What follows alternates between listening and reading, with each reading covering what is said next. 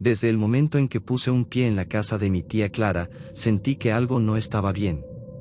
Había algo en el aire, una presencia invisible que se ocultaba entre las sombras de las habitaciones llenas de imágenes de santos y velas titilantes. No era solo la devoción extrema de mi tía lo que me inquietaba, sino la forma en que el ambiente se volvía pesado, como si algo estuviera observándonos desde cada rincón. Mi hijo Matías, de apenas 4 años, comenzó a cambiar desde nuestra llegada. Ya no reía con la misma facilidad, ya no corría despreocupado como solía hacerlo. Por las noches, su llanto desgarrador me despertaba una y otra vez. «Mamá, hay algo en la esquina», me decía entre sollozos, su cuerpecito temblando contra el mío. Al principio, intenté convencerme de que eran solo pesadillas, el miedo natural de un niño en un lugar nuevo. Pero pronto descubrí que estaba equivocada. Algo más estaba allí con nosotros, algo que se movía cuando nadie miraba, algo que esperaba en la oscuridad. Cuando me mudé con mi tía Clara, sabía que era muy religiosa. Su casa estaba llena de imágenes de santos, velas encendidas y rezos constantes. Nunca me molestó, al contrario, pensé que era parte de su vida y que con el tiempo mi hijo Matías y yo nos acostumbraríamos. Los primeros días todo fue tranquilo, pero por las noches Matías comenzó a despertarse llorando. Decía que había algo en la habitación, algo que lo miraba desde la esquina. Intenté calmarlo asegurándole que no había nada, que era solo su imaginación, pero las noches siguientes se volvió peor. Se negaba a dormir solo y cada vez que lo llevaba de vuelta a su cama, su llanto se volvía más desesperado. Una noche, agotada de tanto consolarlo, decidí quedarme con él. Me escondí junto a su cama, abrazándolo mientras fingía dormir.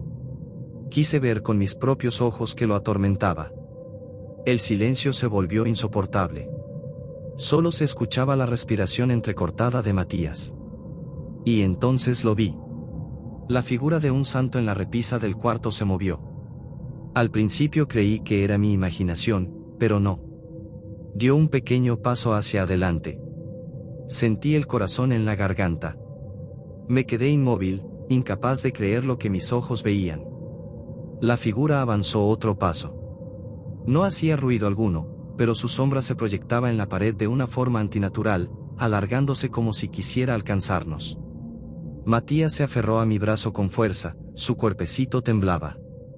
No podía seguir allí. Con un movimiento rápido, lo cargué en brazos y salí corriendo de la habitación. La casa entera parecía estar envuelta en un silencio sepulcral. Me dirigí a la habitación de mi tía y la desperté de golpe. «Tía, algo pasa con la figura del santo». Ella me miró con los ojos entrecerrados, sin sorpresa. Fue entonces cuando lo supe. Ella ya lo sabía. «No le prestes atención», dijo con voz queda. «Solo quiere que creas en él». En ese momento, un ruido nos sobresaltó. Un golpeteo seco proveniente del pasillo. Matías me abrazó con fuerza, su carita enterrada en mi pecho. Miré a mi tía, pero ella simplemente cerró los ojos y comenzó a murmurar una oración. Di un paso hacia la puerta y la abrí apenas un poco. Allí estaba. La figura del santo ya no estaba en la repisa. Se encontraba en el suelo del pasillo, mirándonos con esos ojos de piedra inertes, pero llenos de algo indescriptible. Un escalofrío recorrió mi espalda cuando noté que sus pequeños pies de cerámica estaban cubiertos de polvo. Se había movido. Nos había seguido. El aire se volvió denso. La presión en la habitación aumentó y las luces comenzaron a parpadear. Matías sollozó y yo supe que no podíamos quedarnos un minuto más. Tomé las llaves, cargué a mi hijo y sin despedirme de mi tía, corrí hacia la salida. Atrás de mí, escuché un sonido hueco, como pasos pequeños siguiéndonos. Abrí la puerta y salimos a la calle. No me detuve hasta llegar a nuestro auto. Cuando encendí el motor y miré por el espejo retrovisor, lo vi una vez más. La figura estaba de pie en el umbral de la casa, inmóvil pero observándonos. No podía moverse ante la luz del día. Aceleré sin mirar atrás. Nunca supe qué era realmente aquella figura. Nunca supe si mi tía había hecho un pacto con algo que no comprendía. Solo supe que, desde aquella noche, siempre tengo la sensación de que algo se esconde en las sombras, esperando pacientemente el momento en que vuelva a creer en él. Día 2. No dormí en toda la noche. Conduje sin rumbo fijo hasta que los primeros rayos de sol comenzaron a iluminar la carretera. Matías, agotado, se quedó dormido en el asiento trasero, su carita aún empapada en lágrimas. Finalmente, decidí detenerme en un pequeño motel a las afueras del pueblo. Necesitábamos descansar, aunque fuera solo por unas horas. Mientras Matías dormía en la cama, yo me senté en la orilla, incapaz de cerrar los ojos. Cada sombra que se movía en la habitación me ponía en alerta. Intenté convencerme de que todo había terminado, de que habíamos escapado, pero algo en mi interior me decía que no era así. Y entonces, sonó el teléfono de la habitación. El sonido me hizo saltar. Miré el reloj en la pared, eran las 3:33 am, ¿quién llamaría a esa hora? Con la respiración contenida, descolgué el auricular. Silencio. «Hola», murmuré con voz temblorosa. Al otro lado, solo se escuchaba una estática inquietante. Pero, entre los crujidos y chasquidos, una voz susurrante emergió. «No puedes huir de la fe». El auricular se me resbaló de la mano. Mi piel se erizó por completo. Miré a Matías, aún dormido, y un miedo profundo me atenazó el pecho. Me levanté de un salto y corrí a revisar la puerta. Estaba asegurada. Luego, fui hacia la ventana y corrí las cortinas apenas un poco. Lo vi. Allí, en el estacionamiento, bajo la luz mortecina de un farol parpadeante, estaba la figura del santo. Ya no era solo un objeto inerte. Se encontraba de pie, mirándome. Esperándome. Matías comenzó a llorar en la cama, como si sintiera la misma presencia que yo. Me alejé de la ventana y lo abracé con fuerza. Sabía que esto no había terminado. Habíamos huido, pero algo nos estaba siguiendo. Y no iba a detenerse hasta que creyéramos en él, otra vez. El miedo me había paralizado la noche anterior, pero al amanecer, la realidad me golpeó. Tenía que regresar a la casa de mi tía por nuestras pertenencias. No podía dejar todo atrás, al menos no sin intentar recuperar nuestros documentos y algo de ropa. Dejé a Matías con la dueña del motel, una mujer amable que vio mi desesperación y aceptó cuidarlo por unas horas. Conducir de regreso fue un tormento. Cada sombra en la carretera parecía moverse, acechándome. Al llegar a la casa, noté que las ventanas estaban cerradas y la puerta entreabierta. Entré con cautela. «Tía», llamé, pero no hubo respuesta. El aire olía a cera derretida y algo rancio. La casa estaba sumida en una penumbra espesa. Subí a mi habitación, recogí rápidamente nuestras cosas y me apresuré a salir, pero un ruido en el pasillo me detuvo. Me giré y ahí estaba. La figura del santo, esta vez sobre la mesa del comedor, con la cabeza ladeada como si me observara. Entonces, la voz de mi tía resonó detrás de mí, fría y distante. «No debiste volver». Me giré para verla, y me encontré con algo que ya no era mi tía. Sus ojos ya no eran los de mi tía, sino dos pozos oscuros sin vida. Su piel parecía cera derretida. Intenté correr, pero las puertas se cerraron solas. La figura del santo comenzó a moverse hacia mí.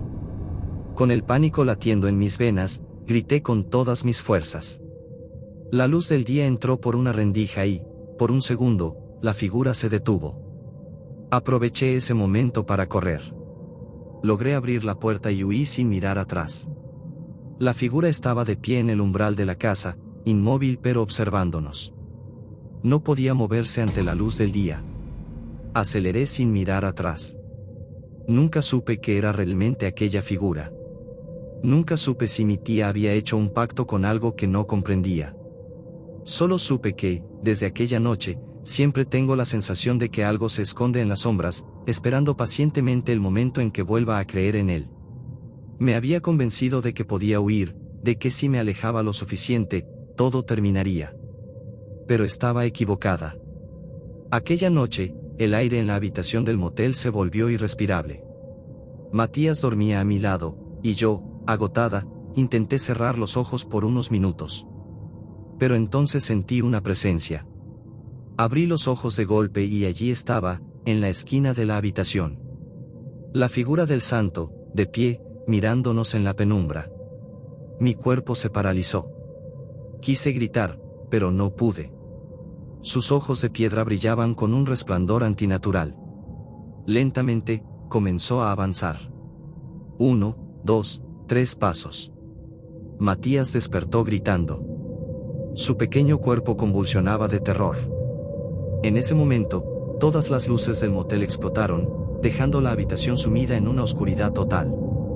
Corrí a tientas, tomé a Matías y salí tambaleándome al pasillo. Pero el pasillo también había cambiado. Las paredes parecían estrecharse, y al fondo, una silueta alta y delgada nos esperaba. No era mi tía. No era el santo. Era algo peor.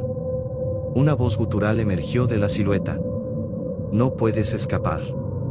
Las puertas a nuestro alrededor comenzaron a abrirse solas, dejando ver sombras que se arrastraban hacia nosotros. Mi instinto de madre se activó. Corrí con todas mis fuerzas, empujando puertas, buscando desesperadamente una salida. Entonces vi una ventana. Sin dudarlo, la rompí de un golpe y salté con Matías en brazos. El impacto contra el suelo me dejó sin aliento, pero no me detuve. Corrimos hasta llegar al auto. Arranqué y salimos de allí a toda velocidad. Desde entonces, nunca más volví a la casa de mi tía. Nunca más volví a mirar una figura religiosa sin estremecerme. Pero aún hoy, en las noches más silenciosas, cuando Matías se duerme y yo intento olvidar, siento que algo se esconde en la penumbra. Observando. Esperando. Porque la fe no se abandona. Y aquello, nunca nos dejará ir. Si te atreviste a llegar hasta aquí, felicidades, ¿te atreverás a volver? Suscríbete y activa la campanita, porque el terror nunca descansa. Con tu apoyo, cuando nos ayudas compartiendo nuestro contenido con tus conocidos y te suscribes, nos acercas a la meta de llegar cada vez a más personas y aumentar nuestra audiencia. Saludos espectrales.